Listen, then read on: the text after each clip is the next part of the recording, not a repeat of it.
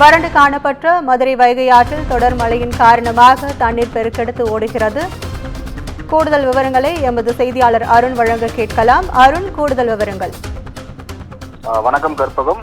மதுரை, தேனி, திண்டுக்கல் ஆகிய மாவட்டங்களில் சமீப காலமாக பெய்து வரக்கூடிய இந்த கனமழை காரணமாக தற்போது இந்த குறிப்பாக வைகை ஆற்றினுடைய நீர்பிடிப்பு பகுதிகளில் மழைப்பொழிவு அதிகமாக காணப்பட்டது.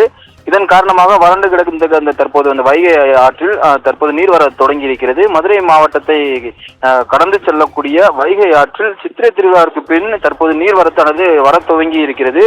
இதனால் மதுரையினுடைய மாநகர் பகுதியான ஆல்பர்ட் விக்டர் பாலம், யானைக்கல் பாலம், குருவிக்காரன் சாலை பாலம் உள்ளிட்ட பாலங்களுக்கு கீழே மழை நீர் ஓடுவதால் வைகை ஆறு அழகாக காட்சியளிக்கிறது. தொடர்ந்து நீர்வரத்து வர இருப்பதால் இந்த கழிவு நீர் ஓடிய வைகை ஆற்றில் தற்போது மழை நீர் ஓடுவதை காண முடிகிறது.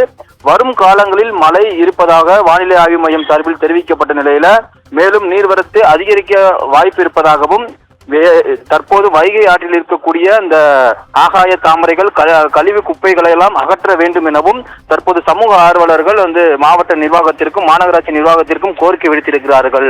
கற்பகம், உங்கள் விவரங்களுக்கு நன்றி அருண்.